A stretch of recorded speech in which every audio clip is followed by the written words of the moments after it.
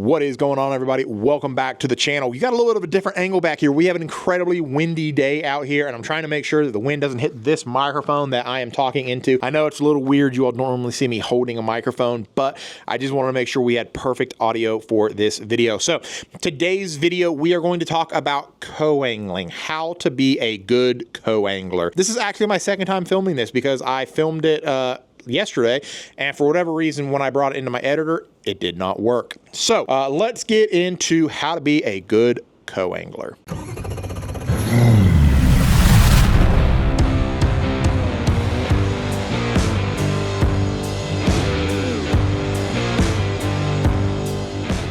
All right, guys, co-angling. The reason why I brought this up is because, for one, I've never actually talked about it, I guess, because I've always been a boater on this channel. I've always had my own boat since I've started this channel. Most people don't know that I actually did start as a co-angler in the, back then it was the FLW BFLs. Now it's the MLF BFLs. That's where I started as a co-angler. I highly encourage you, if you're wanting to get into the fishing world, but you don't know where to start, go check out the BFLs and be a co-angler, because the amount of knowledge that I learned from those anglers that I had that first year was absolutely just perfect. Everything that I learned was amazing there. It was a wonderful experience. I only had I had two bad boaters that year. One was in regionals who was hotboxing in his car before we started fishing. But besides that, I only had one other guy that just didn't really talk much. Everybody else was phenomenal. I was partnered with one other guy, Corey Neese. He actually tied for the win on that tournament. And then another guy, J.R. Hennard, who is just, he's won a lot around this area. Really, really good hammers in the industry, especially around here. So I got to learn a lot from them, and it was a really cool experience. So let's talk about co-angling and what you need to do to be a considerate angler, be a good co-angler, and just kind of what to expect. So when you're coming into it, right off the bat, you need to keep the mindset of this is this guy's boat. He's paid a lot of money for it. Let's respect the boat. There's been a lot of times that I've had co-anglers that don't necessarily respect the boat, but everybody kind of has their own way of doing things, and it doesn't really bother me when they come on the boat, but try to be respectful. Whenever I was a co-angler, a lot of the time we had to bank our boats up on red clay. We have a lot of red clay here, and if you're going to be walking through the red clay, try to make sure you either stay out of it or try to clean your shoes off a little bit in the water before you get in. Now, I've had co-anglers that have stepped in red clay, and then they get on my boat, and the first thing they asked was, hey, do you have a towel that I can clean my shoes off with? Most of the time I don't, and it's not a big deal. It doesn't bother me any because I'll just take a pressure washer to my boat and just clean it. It's not a big deal. But just be considerate of everybody's boat. If they've got tools laying around, try to put the tools back where you found them. If you're using them, try to bring your own. But just keep in mind that these boats do cost a lot of money. Some of these boats are upwards of, well, some of them are over $100,000, which is just stupid in my mind. But nonetheless, we people work hard for these boats, so just keep in mind, be respectful of them.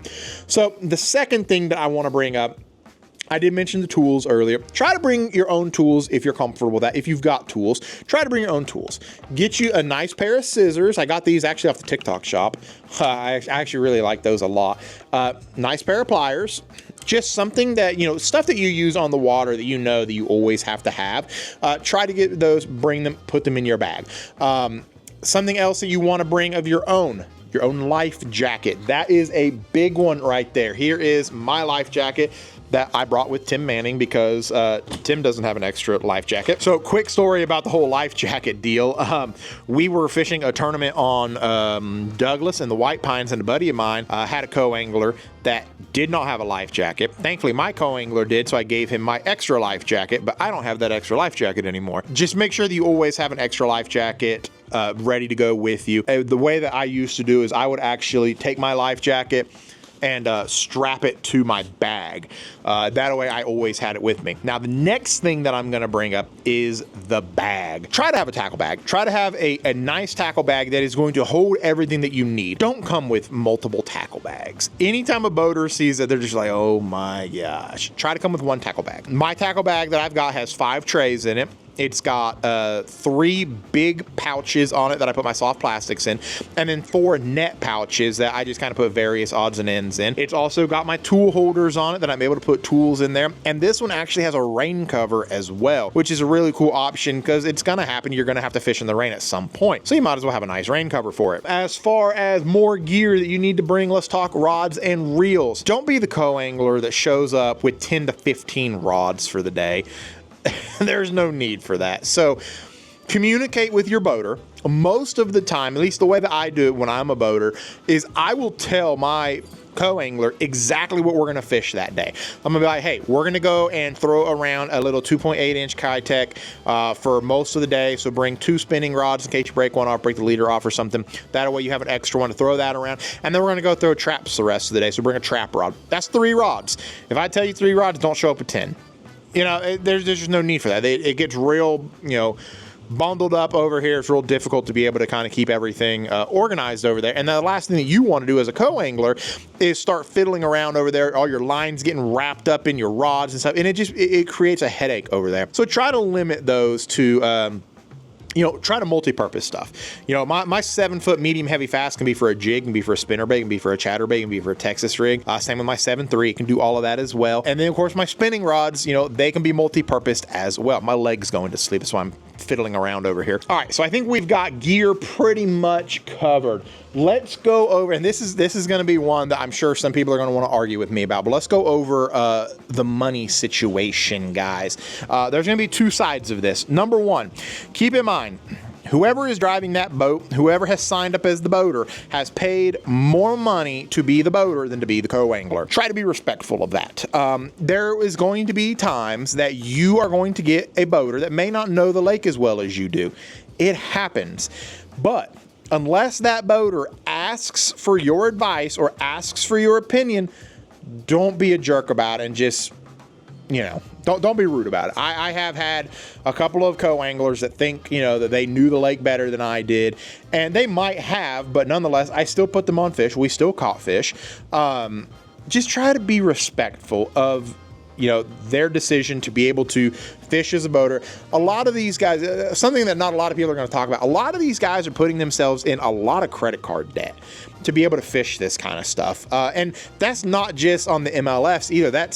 Or on the BFLs, that's the Bass Pro Tour, that's the Elite Series, that's the Toyota Series, the Invitational, the Opens. There's a lot of people there that they put themselves in a lot of debt every year to be able to fish this stuff. So be respectful of that and know, like, you know, they're trying to, you know, they're trying to make a living doing this, trying to make a little bit of money. So just keep that in the back of your mind of, you know, they paid to be the boater, so let's kind of be a little respectful of that. Now, by all means, if you tell them that, hey, this is my home lake, I know it pretty well, and if they ask your opinion, by all means, give your opinion. Just be respectful about it. No need to be rude. So the second issue that we're going to talk about money-wise is gas money. Now, a lot of your boaters aren't going to take the gas money. Like for me, I always had a sponsor up until this year that always paid for the gas, so it wasn't an issue for me. When I was a co-angler, my rule of thumb was it was between $20 and $50 for gas. And I'll break it down for you. If we get out there and I know that we are within, let's say 2 miles, we're within a 2-mile radius of the boat ramp. I know my boater's not burning a whole heck of a lot of gas, so it doesn't really bother me that much to kick them a 20. The way I see it is, I'm also in this boat, let me pay half of the gas because you're putting me on your fish as well, so let me pay half. I know my boat usually costs about $100 to fill up. So, for example, Saturday, when Manning and I were fishing, we ran plumb up into the river as far as we could go before we knock a lower unit off. So I knew, it was like, we burnt some gas, so kick 50. So it's all kind of dependent on how far you're going, where you're running around to, is kind of how much gas money I would always kick my boaters. It was $20 to $50. I remember one tournament, we actually had to fill up. I've never been a part of that. We had to fill up the boat, and all I had on me was 50 though. I was like, hey man, I'm sorry, I can PayPal you more. But dude was really cool about it. He's like, dude, don't worry about it. And he didn't even take my money anyway. But it does sometimes get to be rather pricey filling up that gas depending on how much you're running. So there can be some pretty far runs involved there. The other thing that you may want to consider bringing is some cull tags. Now, I know in the BFLs, I believe it's different now from when I fish them. I believe it's a 3 fish limit now. I'm not sure on that. Somebody correct me if I'm wrong, but I think it's a 3 fish limit now. But cull tags do help tremendously when you're in a tournament, because you'll have one side of the live well, your boater will have the other side of the live well. So you may just want to be able to reach in there, grab them out, and be able to cull easily. So investing in a good set of cull tags is probably a good choice. Guys, co-angling is not for the faint of heart. I'm not going to lie. I'm very thankful that I did it. If I could do it all over again, I would do it the exact same way every time. But it can be challenging at times. It can be difficult at times. You get backboated a lot. If you want to learn, if you want to get into this industry and you want to learn, maybe you don't have a boat, maybe you don't have any tournament fishing experience, co-angling is a great way to get into it and learn. I highly encourage you to do it. We've talked about this time and time again on my TikToks. We used to, when we did TikTok Live, which they're coming back, we used to talk about co-angling all the time, how to get into it, how to find them, where to do it, and I highly encourage you to get into it if it's something that you want to do. If you want to learn how to get into the boating industry or get into the fishing industry as a tournament angler, by all means, go to the BFLs. I think that is a phenomenal way to get started. Now, of course, nowadays, you know, you've got, I mean, we were just looking the other day, my kid's going to be able to be on a fishing team when he's in elementary school. I mean, that is insane. If I would have had college fishing, I probably would have stayed a couple more years and I graduated early. Like, if that was an option, you know, I probably would have done better in high school. I would have kept my grades up in high school if the fishing team was an option. I mean, that's just incredible that you're able to do all these things now. So you're going to have a lot of experience that way. But if you don't have those options in elementary school, middle school, high school, and college to fish, this is a good way to kind of get into it and learn. Guys, if y'all like these videos, do me a huge favor. Hit that like button, hit the subscribe button, leave me a comment down in the comment section below. Let me know where you're watching from. Let me know if you have ever been a co-angler, what you all think about the co-angling status. I'm sorry about the wind. I hope these videos turned out well. Of course, if they don't turn out well, you're not going to see them anyway. So let me know what you all think about co-angling. I'm looking really forward to getting out there and fishing. I'm actually going out this upcoming Saturday.